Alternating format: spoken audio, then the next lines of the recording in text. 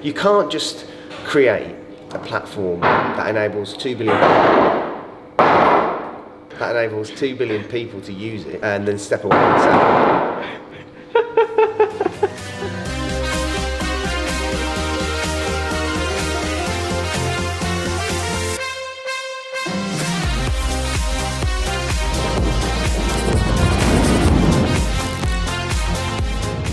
There was a documentary released last night. So it's called The Social Dilemma. And it's all about how algorithms and the social media world are set up to kind of be addictive and play for your attention. Everything they're doing online is being watched, is being tracked. Every single action you take is carefully monitored and recorded. Does it worry? Does it scare you? It scares me because of Viva. It's a layer of pressure for adults. Yeah, imagine what it's like for kids who don't know themselves yet and don't really understand how the world works yet and all that, and they get so fixated on fitting in or getting views or getting likes, and that scares the shit out of me. I think, and that's why I focus on with Ava at the minute. You know, she wants to use TikTok. She's got all these friends. I don't want her to not be able to use it and not be able to fit in. Yeah. Then I don't want her to become obsessed about being liked.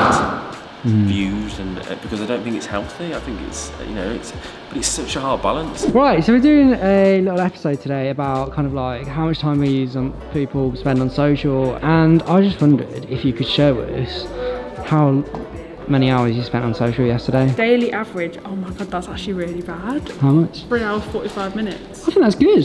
I think that's a lot. Today I'm going to talk to you a little bit about a new Netflix documentary called The Social Dilemma. It's clearly not a balanced argument. Part of the documentary is around fake news. Fake news, even as a term, has been around for decades longer than social media. It was in newspaper, it was either politicians placing fake stories for political gain or journalists essentially writing clickbait headlines that were pulled out absolutely nowhere. It's something that doesn't have to be attached to social media. It's something that's kind of inherent to human nature. Let's just take Facebook for instance, and something that the algorithm will do, it'll work out if a post is popular by how many views it gets and how many engagements it gets. And if it's getting lots within a very, very short period of time, what that tells Facebook is, this is content that people want to see. Yeah. So then it will push that content even further. But how do they actually know that content is actually good content? The algorithm's there to show you content that it thinks you like. Yeah. So I don't think you need protecting from that personally.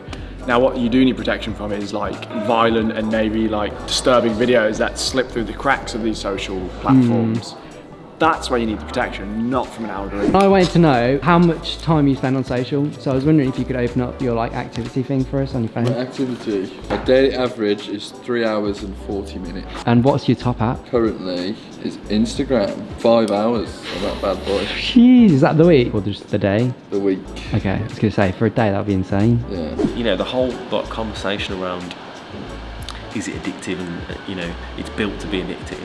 It's scary, isn't it? Yeah. I think there's so much good that it could be useful, but I also think from a mental health perspective, I think that you'll see over the next decade the industry completely change because of that, and I think there'll be more guidelines and there'll be businesses and government bodies built out of the use of social media, trying to make sure that people use it in the right way and that there will be people who are mentally unwell because of social media, and there'll be so many of them that there will be an industry built out of trying to make sure people are okay using it, and I think that's a good thing. I think that will be needed. But it's sad, isn't it? So you also watched the documentary yesterday? Yeah, I did, yeah. How did you think it was? I thought it was utterly pointless. There was no new information there, and they were talking, then just briefly mentioned what they could do to fix it. Now I want to see an hour and a half documentary of how they want to fix it and and how we're going about fixing it. What's your daily usage on your phone then? Not as bad actually as Chris's. Chris is what is it? 2 hours and 20 minutes.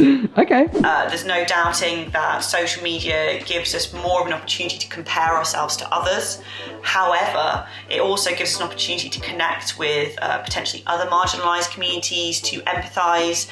So again, it's this balanced argument. Yes, social media can take a toll on mental health, but it can also be a very helpful channel for people to not feel so lonely. That's why it's important to make sure, I guess, that if you're a parent and even, you know, like you're running a business or whatever, that you give people the opportunity to have the time away and not do that, and do things that focus as a team that isn't related to social media, that's actually about like this human connection. You know, wouldn't it be great? What about if we could do something? Is there anything that you can do like as a business? Maybe something in that, isn't there? Yeah, maybe it's just like you said, like we got a responsibility to make sure that people are like approaching social media in a more healthy and positive way. Yeah, you know.